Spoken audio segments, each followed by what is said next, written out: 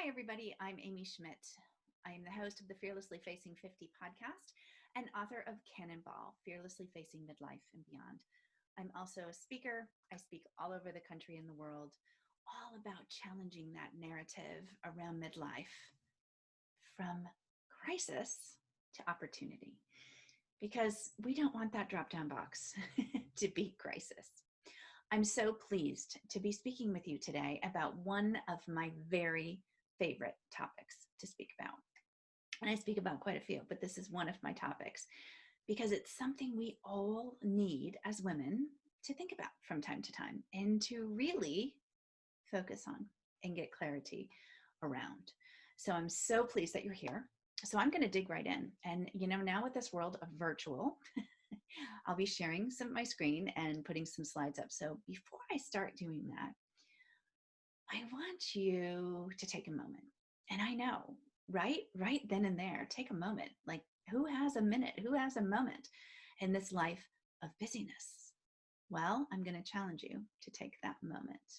And I want you to take the next minute to stop folding the laundry or cooking dinner or helping with homework or whatever you're doing, because I know I'm one of them. Women, we multitask and we reinvent and we keep a million plates in the air at all times. So I want you to go grab a piece of paper and a pen or a pencil. And once you have that, I want you to jot down something awesome about yourself, a compliment you're giving yourself. All right, so just take a minute and write it down, and then we'll get started. So I'm going to go ahead and share my screen. I'll tell you, this world of technology is quite amazing. So here we go. I love this topic, treating yourself as a guest of honor. Wow. So where do we even start? Well, we start by looking at the definition of self-love, because part of treating yourself as a guest of honor is really loving yourself. And I don't know about you, but we love a whole lot of people. And sometimes we're at the bottom of that list. I had a great discussion the other day, a woman that's going to be on my podcast, and we were speaking about this very thing and treating yourself as a guest of honor, making yourself a priority. And you know what she said? She said, well, sometimes I'm not the priority. And I said, you know what? Exactly. We don't have to be the top priority, but we have to make the list. We have to make the list. And how we start doing that is through the definition and learning about self-love. Self-love is an appreciation of one's own worth. Okay, now I'm going to ask you for another moment. And I want you to look at what you just wrote down. I am beautiful, or I love that I am so strong, or whatever the compliment was that you wrote down for yourself. I want you just to absorb that for a moment. Just let that soak in. Give yourself that big hug. And then fold it up and put it aside. So compliments. First, we're going to start talking about the power of compliments. So I was at the store the other day, and we're amidst a pandemic and we are wearing masks. And it's difficult. I'm going to be honest with you. It's really difficult because I'm a person that loves to engage, be friendly, evoke emotion with other people. And even if I'm in line at the grocery store. Now, maybe it's because I'm Midwest born and raised, and there's a little of that Midwest niceness, Wisconsin girl, go Packers. And I always have to throw that in there. But you know what? I love just engaging with people. That's part of my DNA of what I like to do. So I'm standing in line and, we're a distance apart. And the woman standing ahead of me had on this gorgeous sweater. I mean, it was beautiful. It was this color that just was so pretty. And it looked so pretty with her coloring. And she even had a mask to match. She really had it going on. And I said to her, excuse me, you are so beautiful in that sweater. It just looks beautiful on you today. You really look lovely. Now, I don't know what her reaction was because I couldn't see it behind the mask. I hope it was a smile. I am hoping it was a smile. But she turned around and she looked at me. And you know what she did? She said, "Oh, this? Really? Really? You think so? Oh, I put it on this morning and I don't know about you, but I've gained so much weight during this quarantine and oh, relatable? I bet it is. Because you know what we do? We deflect. We don't reflect and absorb. We deflect it. Whenever we get a compliment, it seems we always have to say, "Oh, really? But, oh, you think so? Oh, I don't know." Here's the challenge. Next time you get a compliment, I want you to just absorb it. Let it soak into your DNA, and use these two powerful words. I bet you know what they are. The power of thank you. Full stop. That's it. Nothing more. Thank you. And then move on. But just let that little reflection of love, somebody admiring you for that moment in time. It's such a privilege to receive a compliment. So don't deflect, just absorb. And then I want you to take it a little bit further. I'm going to show you something. These are called Tell Me Something Good jars. I think they're adorable. A woman in Long Island designed them for me because I talk about the concept of tell me something good quite often. Now, you don't have to have a Tell Me Something Good jar. They are on my website if you want to order one. They are great gifts. They really, truly are. But what I want you to take a little bit further is that compliment that you just wrote down for yourself. You have it nicely folded up. I want you to find a jar or a bowl or order a Tell Me Something Good jar, and I want you to put it in that jar. Because you know those days when we wake up, and we all have them, those days when you just want to pull those covers up over your head and just make it go away. I want you to go find that Tell Me Something Good jar or that bowl where you have put those compliments that you've received. And I want you to read it and absorb it. There's so much power in that little gift of a compliment. So that's where we're going to start today. The power of the two words that you basically, every time you get a compliment, no matter what it is, instead of saying, "Oh, thank you," but just say, "Thank you." That's where we have to start. What is the definition of self-love? An appreciation of one's own worth, our value, recognizing and acknowledging our value. So today we're talking about how to treat yourself as a guest of honor. Isn't that so funny when you think about it? You know, you think about all the times you entertain, you have people to your homes or you have company for the weekend, and you welcome them to your home with respect and with kindness and with love, right? That's what we do. So we have to allow that to translate to ourselves and treat ourselves as a guest of honor. I know it's a challenge because that negative self-talk, we are our worst critic, right? We really are. We are our own worst critic. So this is going to be a mind shift, a little bit of a mindset shift, but we can do it. Talk to yourself as if you would your child or your best friend. Treat them with respect, kindness, and love. Treat yourself with respect, kindness, and love. It's amazing. You know what? I think about those Peloton instructors. Now, I don't have a bike myself, but I know quite a few people who do, and certainly other types of those bikes where you're led online by an instructor. Peloton stands out to me because I've been able to participate in the app. My daughter's been working remotely and she has the app, and I've been listening just to the encouragement that's so contagious that these Peloton instructors they just exhibit self-love. They exude self-love. They get on their bikes and they're like, "I am awesome. Today is awesome. I am great. I am healthy." That's treating yourself as the guest of honor. And you know what? It's so amazing because it's contagious. Think of those instructors. They just inspire you to work harder, to be your best self.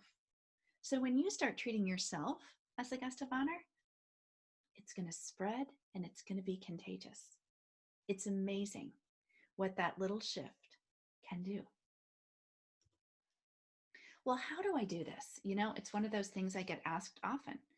How do I treat myself with self-love? How do I begin this process? Well, the first thing I'm going to talk about is establishing boundaries. I've had to do this myself. It's something that I've had to do since my business has grown and I'm busier. I'm also a wife and a mom of 3 big kids, but still an active mom of 3, no matter what their ages. We're always needed. And when I started my business, I was able to correspond and respond to people within 24 hours. I established that boundary for myself, and I felt like I could respond to them, in a timely fashion within 24 hours, not being emotional, being, thinking about my thoughts before I respond. Well, as I've gotten busier and I have more and more people responding and reaching out, and I have more and more things going on with my business and my life, I've had to shift that boundary. I've shifted it to a 48-hour response instead of 24. For me, that allowed myself to allow a little bit of extra time for myself, giving myself permission to take that time, treating myself as that guest of honor. Establishing boundaries, it sounds simple, but it is a challenge. Think about something like your social media feed or your emails. Maybe in the morning when you wake up, you can put those on hold and you can start your day another way. Our phones, I have mine sitting over here, they always seem to be right next to us, don't they? Almost attached. So maybe just shifting that and waking up in the morning and spend some time in the quiet, sipping a cup of coffee by yourself, or taking a walk, or diving into the Bible, whatever it is for you, establish those boundaries and stick to them because, it's difficult. The Power of Habit. I've read the book. I'm sure many of you have. It takes 30 days to really establish a habit. So work on establishing those boundaries. And maybe it could be, hey, I'm shutting off my phone at 7 o'clock at night every night, and that's what I'm going to do. That's a boundary that works for you. That's creating time for you and replenishing your cup. Maybe it's getting outside every day for 30 minutes. Maybe that's how you're establishing your boundaries and making time for that instead of something else. So I challenge you around that. That's the first step in treating yourself as a guest of honor. This next one is a big one, and I'm sure a lot can relate. What do I need instead of what others want? Wow, I actually have to repeat that because it's so important. What do I need instead of what others want? I'll give the example of a woman that might have been on committees over the years. Maybe she's been homeroom mom, or she's been a sports club president or a coach, or headed up a volunteer committee. And she's done it for years. And people just figure she's kind of like Mikey from the old Life cereal commercial. Mikey will do it. He'll eat anything. Oh, Amy will do it. She'll do anything. She's done it before. It shouldn't be hard for her. Well, you know what? Even if you have the templates built, maybe this isn't what you need right now. And it's actually what others want or what others expect you to do. So a part of caring for yourself and loving yourself is being able to recognize that and giving yourself permission and granting yourself permission to say, you know what? I loved it when I did it, but right now I just don't have time and it's not what I need, and leave it at that. You don't have to do what others want just because you've always done it in the past. Going back to establishing boundaries. That's a real powerful one. So think of how you can apply that in your own life. And this last one, make time for self-care. Okay, so how many of you have stood in the line at the grocery store or been in a department store or somewhere where you see those masks for your face? Some are 99 cents, some are $19.99. They vary. I bet somebody along that's listening today has bought a mask, and it's probably still sitting in your bathroom because you haven't taken the time to do it. Self-care.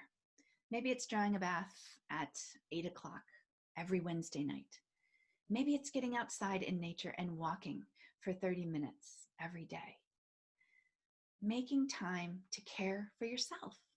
That's really what it's about. So those three things, if you can start incorporating those types of things into your routine, you're treating yourself as a guest of honor.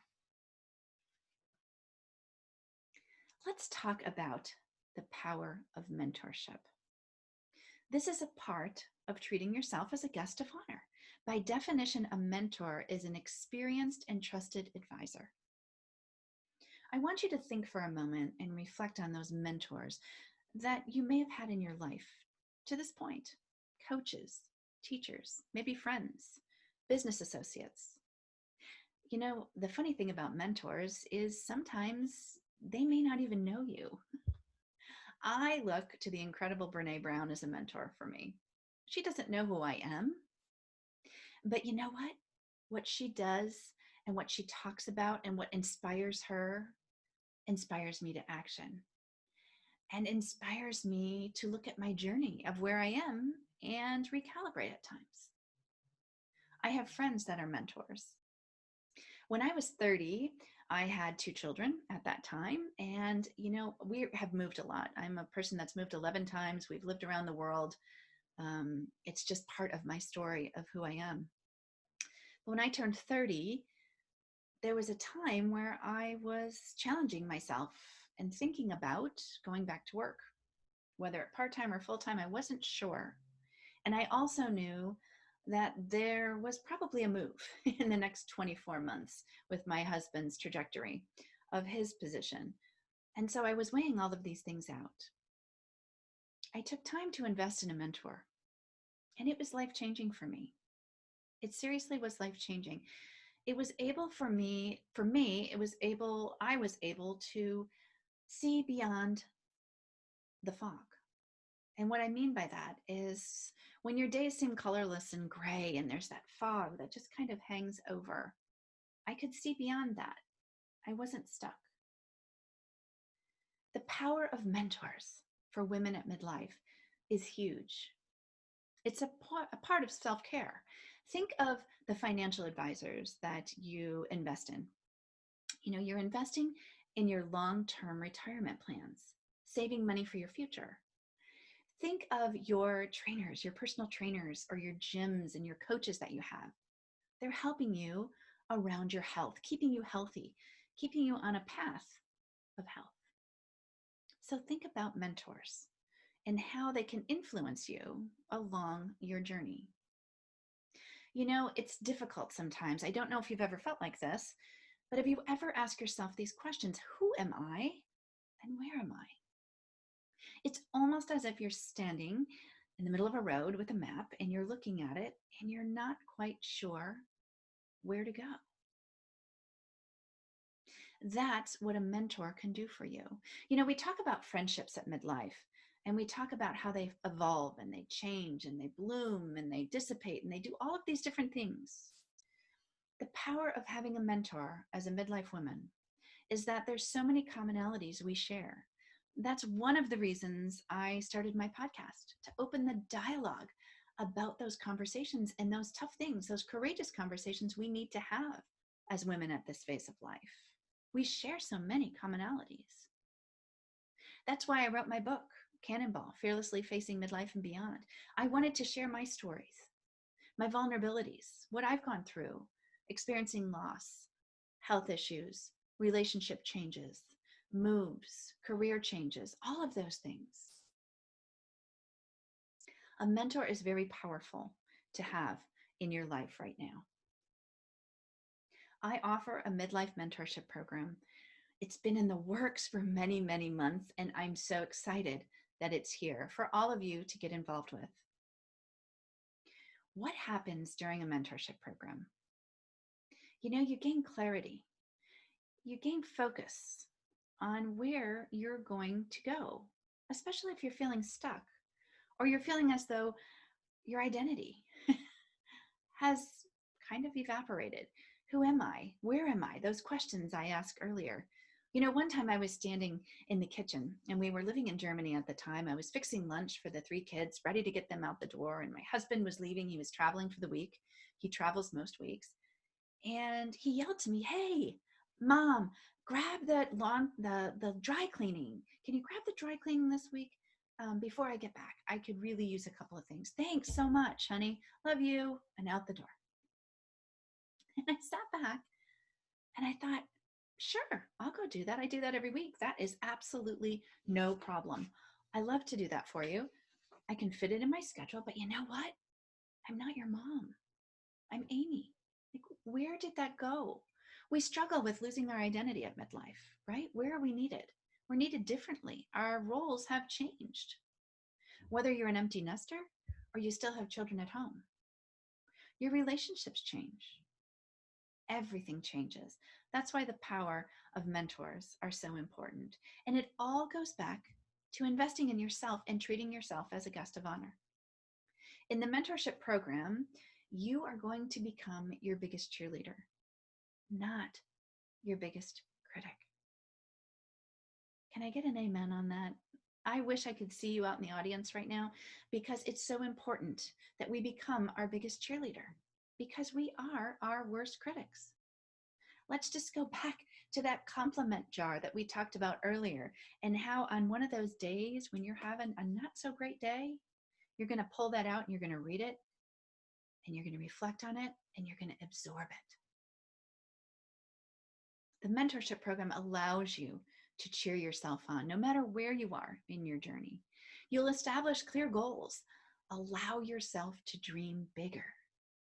Engage in lifetime learning, challenging yourself outside of your comfort zone, taking away that safety net that so easily can be there. I always talk about cannonball with confidence.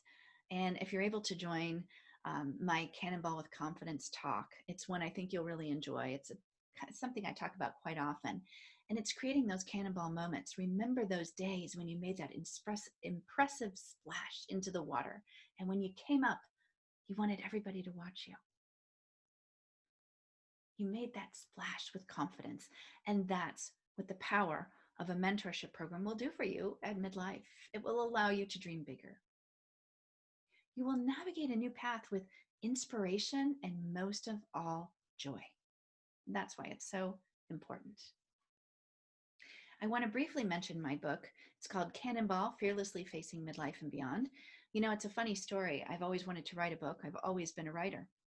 After my dad died, my brother sat with me in a very cold floor of a hospital where my dad was being treated in the intensive care unit right before he passed away. And my brother said to me, Dad knows you're here and he wants you to write that damn book.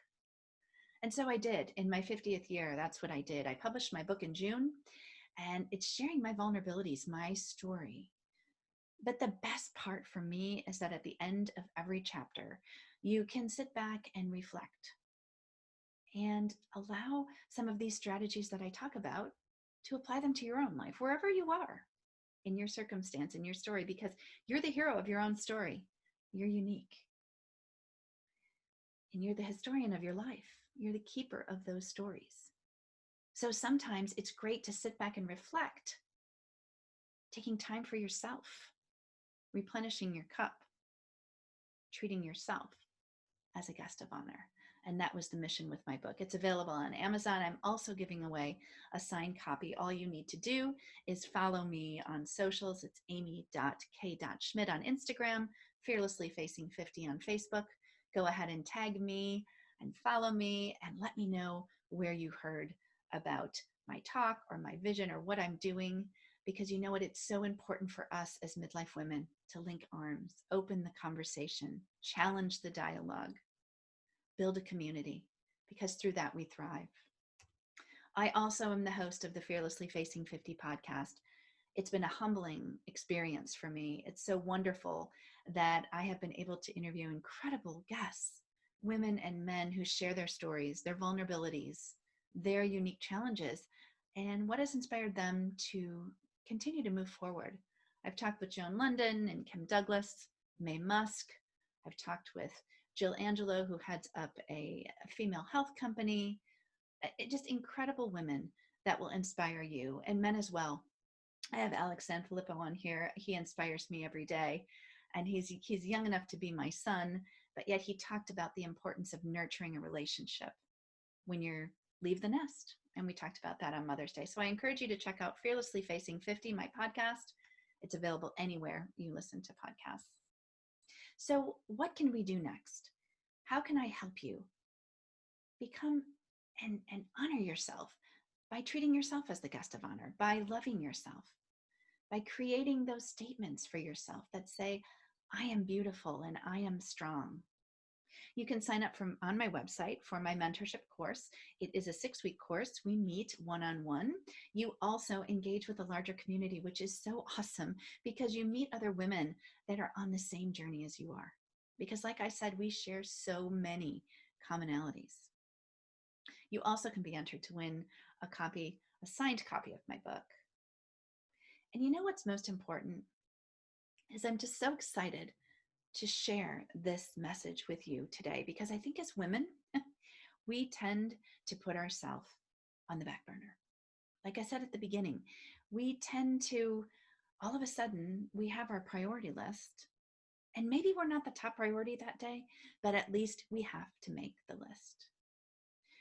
So start treating yourself with love and respect. Start creating those boundaries that you need to create for yourself to replenish your cup, to feel your best version of yourself. And you know what? Just every so often, just give yourself a high five and a hug and grant yourself permission to just sit back and say, wow, I'm pretty incredible.